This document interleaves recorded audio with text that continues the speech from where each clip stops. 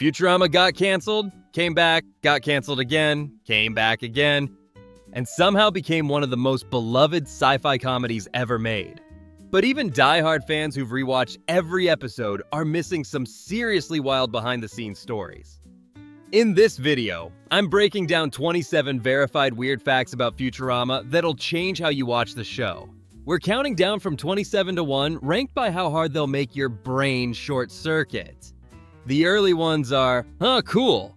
By number 8, you'll be questioning everything. And number 1 involves a mystery hidden in plain sight for 11 years. And you've definitely walked right past it. Let's go. Number 27, the show's name came from a 1939 World's Fair. Futurama wasn't invented by Matt Groening. The name was borrowed from a General Motors exhibition at the 1939 World's Fair.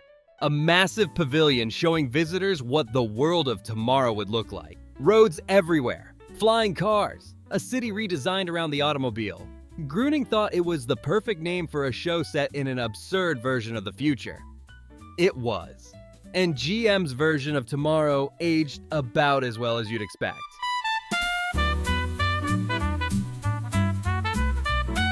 Number 26. Professor Farnsworth was named after the inventor of television.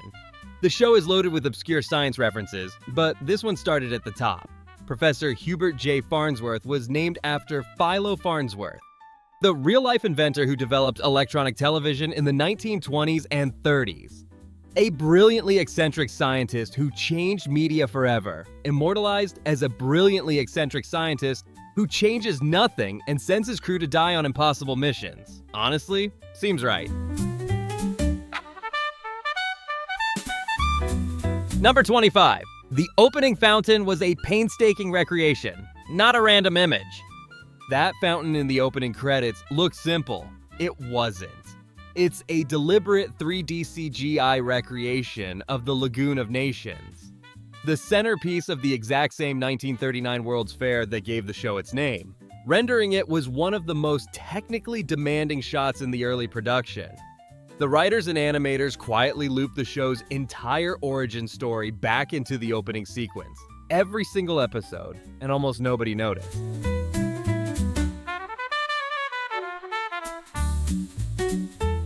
Number 24, Billy West played half the cast simultaneously. Billy West is Fry, but Billy West is also Zoidberg, and Professor Farnsworth, and Zapp Brannigan, and Leo Wong, and roughly a dozen more. West has over 200 voice credits across his career.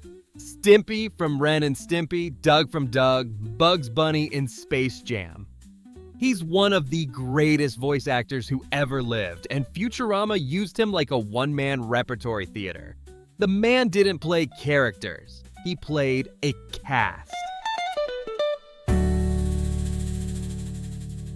Number 23. Hermes was almost a completely different character. His name was going to be Dexter.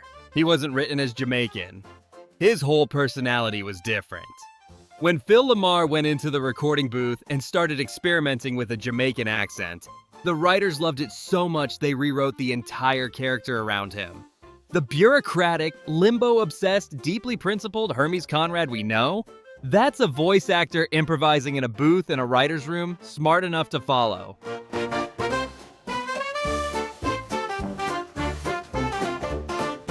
Number 22. Fry's name was a tribute to a murdered comedy legend. Philip J. Fry wasn't named randomly. It's a direct tribute to Phil Hartman, the beloved comedian and voice actor who was tragically killed in 1998 just before the show premiered. Hartman had been cast as Zapp Brannigan. His death devastated the production. Naming the lead character after him was the writer's quiet, permanent way of keeping him connected to a show he never got to be part of. Number 21. Fry's look was modeled after James Dean. The red jacket, white t-shirt, and light jeans. That's not random slacker fashion. That's almost exactly what James Dean wore in Rebel Without a Cause. Groening deliberately designed Fry's look after Dean to suggest that too cool for school rebel energy, immediately undercut by the fact that Fry is the least cool person in the 31st century. The visual joke runs for 7 seasons. Most viewers never clocked it once. Number 20. The show created 2 completely fake alien languages, and fans broke both.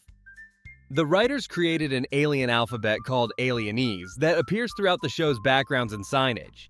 Fans decoded it so quickly after the pilot that the writers had to invent a second, more complex language to replace it. Then fans cracked that one too. The Futurama fanbase approaches background Easter eggs the way codebreakers approach wartime encryption. Methodically, obsessively, and faster than anyone expected. Number 19. Leela's design was a direct nod to Alien. Sigourney Weaver's iconic look in Alien, practical, physical, no nonsense, was the deliberate inspiration for Leela's design. The writers wanted her to read immediately as a capable action hero. So they pulled from one of cinema's greatest ones. Leela fighting monsters in a tank top isn't just aesthetic, it's a visual argument that she belongs in that lineage. Number 18. Bender's name is a double meaning, and both are intentional. Groening has confirmed that Bender was named after John Bender, Judd Nelson's character from The Breakfast Club, the original rebel without a cause who antagonizes authority and has a surprisingly vulnerable interior. But the writers also love the literalism. He's a bender because his actual job is to bend metal girders. One name, 2 jokes. The character's entire personality is hiding in his own title, and almost no one thinks about it. Number 17. The network aired episodes in completely the wrong order. Fox didn't just cancel Futurama, they tortured it on the way out. Episodes were broadcast out of the intended sequence, disrupting character development and storyline continuity. 5 episodes meant for the first season were held and aired in the second. By season 5, the situation was so chaotic that the creators didn't know which episode was going to air as the finale until it was already broadcasting. Imagine spending a year carefully building a story and having someone shuffle the pages before it reaches the audience. Number 16. Bender has functioned as basically every appliance you own. Over the run of the show, Bender has operated as a toilet, a pager, a grill, an answering machine, a mailbox, a tape recorder, a suntan lotion dispenser, a lighter, a camera, a beer pump, a timer, an amplifier, a time machine, and a laser projector. He is objectively the most versatile robot in fiction. The writers treated Bender's metal chassis like a running gag with no ceiling, and after 7 seasons, they still hadn't found one.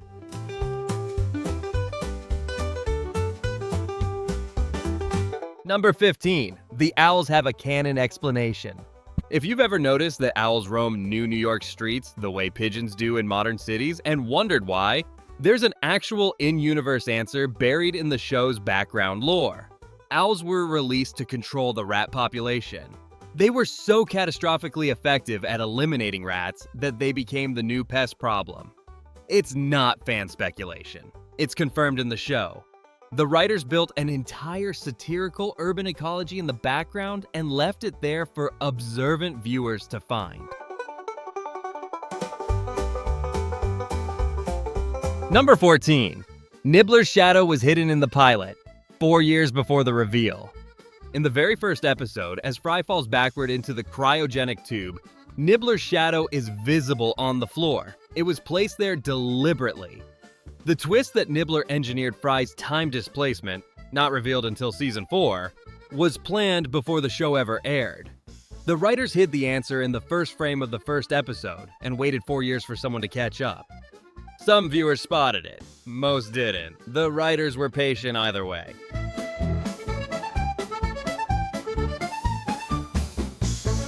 Number 13. Leela's parents appear in a crowd 2 full seasons before the reveal. 2 seasons before the storyline confirms that Leela is a mutant whose parents live in the sewers, her parents can be spotted in a crowd scene in an earlier episode. It's deliberate foreshadowing, not background clutter. The writers were planting visual evidence seasons in advance, betting that either nobody would notice or exactly the right people would notice and lose their minds completely. both things happened.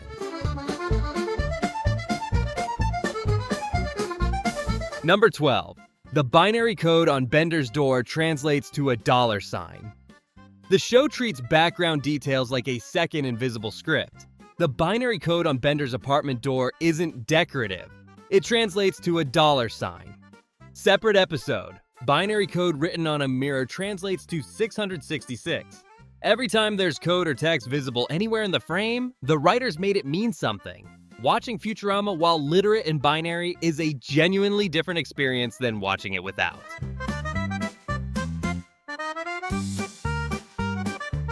Number 11. There's a real political history lecture hidden in a background booth. In A Head in the Polls, a campaign booth visible in the background reads Bull Space Moose Party, a reference to Teddy Roosevelt's Progressive Party, nicknamed the Bull Moose Party after Roosevelt declared himself fit as a bull moose during the 1912 campaign. Same episode, Grover Cleveland has 2 heads in the Head Museum because he served 2 non-consecutive presidential terms. The jokes are in the foreground. The history lessons are hiding in the background. You had to earn them.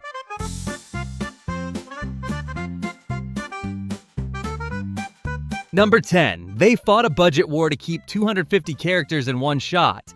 The episode Into the Wild Green Yonder features a single wide shot containing over 250 individually drawn characters.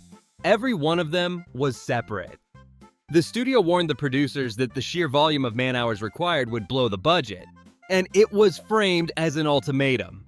The producers fought to keep it. The shot stayed. That's either creative insanity or the most Futurama thing that has ever happened in the production of Futurama. Probably both.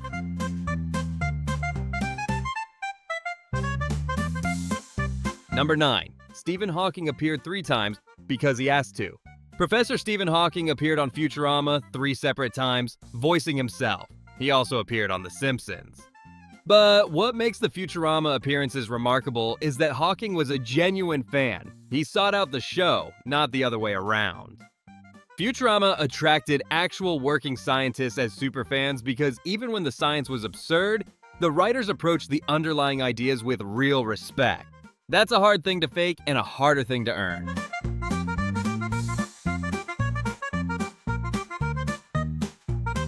Number 8. They assembled 5 members of the original Star Trek bridge crew in one cartoon episode. No Star Trek film, episode, or official reunion had ever gathered the original 1960s bridge crew the way Futurama did in a single animated episode. William Shatner, Leonard Nimoy, Walter Koenig, Nichelle Nichols, and George Takei all appeared in character.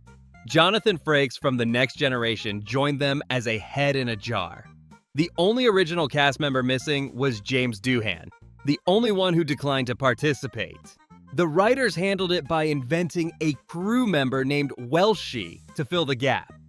A comedy cartoon got closer to a true original Trek reunion than decades of official Star Trek productions ever managed, and had to write around the one person who said no.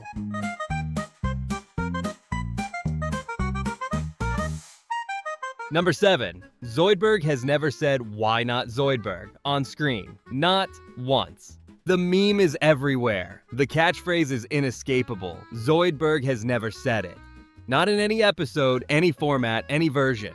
The closest he ever got was in the Da Vinci Code, where he says, "You all still have Zoidberg, perhaps to help?" The "Why not Zoidberg" phenomenon started from a single Reddit thread in 2011 that hit the front page and never came back down. An entire cultural moment, built on a line a character never said. Zoidberg became a meme for being lovably pathetic. The meme itself is kinda lovably pathetic. It tracks.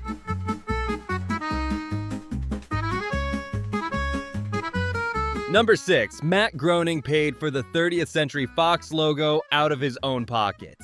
The 30th Century Fox logo that opens every episode is one of the show's most iconic gags.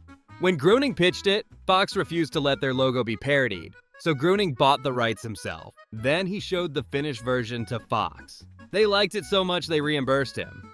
One of the most recognizable jokes in the show's entire run started with the creator personally funding it because the network said no, and then the network changed its mind the second it saw the thing finished.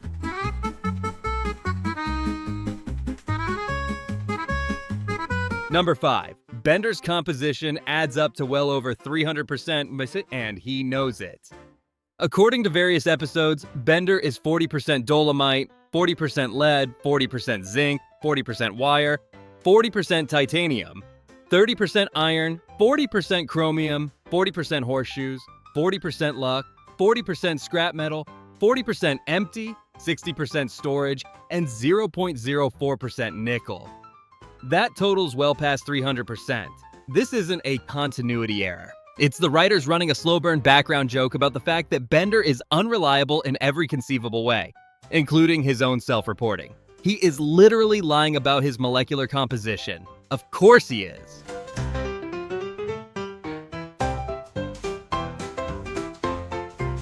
Number 4. A real mathematical theorem was invented for a body swap comedy plot. Writer Ken Keeler has a PhD in applied mathematics. For The Prisoner of Benda, which hinges on characters swapping bodies, the story required a logical proof that everyone could return to their original body under specific constraints. Keeler actually invented a new mathematical theorem, now formally known as the Futurama Theorem, or Keeler's theorem, to solve the problem inside the story. He proved an original piece of mathematics to serve as a cartoon body swap episode. The theorem is real. Mathematicians have cited it in academic contexts, on a comedy show. In 2010. Number 3. Seymour was inspired by a real dog, and the writers knew exactly what they were doing. Jurassic Bark is already one of the most emotionally brutal things ever put on television. And then you find out this. Seymour, Fry's dog who waits outside the pizza place for years, was inspired by Hachiko, a real dog who belonged to a professor in Tokyo in the 1920s. When the professor died suddenly, Hachiko continued going to the train station every single day for 9 years, waiting for his owner to come home.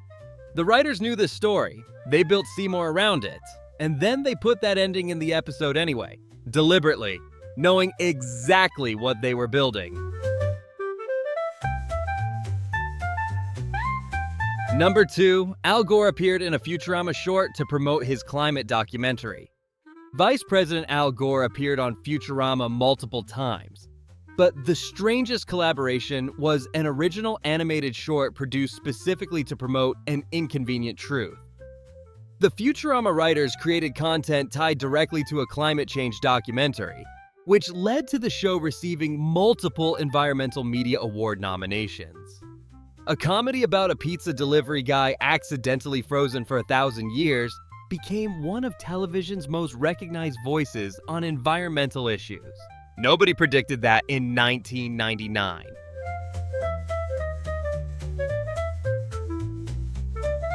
Number 1. A man with a number 9 sign has been hiding in the background since the pilot.